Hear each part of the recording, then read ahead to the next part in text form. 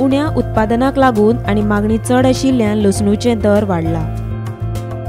100 रुपया दरात विकपी कानो आणि टोमाटाचे दर मात 40 रुपयांचेर स्थिर आसा। सोमारा पणजे बाजारात कोबी 30 रुपया आणि फ्लावर 40 रुपया किलो आशिल्ले।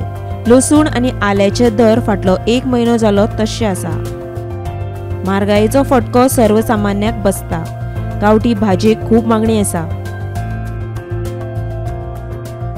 फाटले 15-20 दीस जाले पणजे बाजारात भाजयेची दर तशी आसा।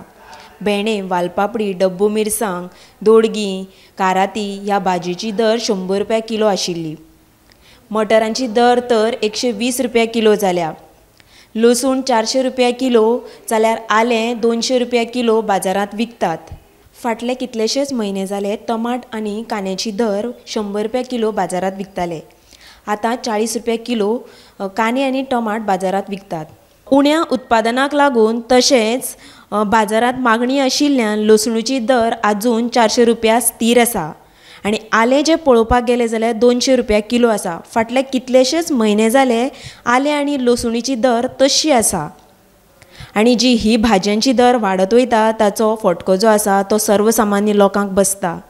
गांवठी भाजयेची मागणी बाजारात खूब आसा, पण भायली भाजी चड येवन बाजारात कमी दरान विकतना खंय तरी गांवठी भाजी घेवपाक लोक फाटीं फुडें जातना दिसून येतात। गोमंतक टीव्ही खातीर उषा जरावकर।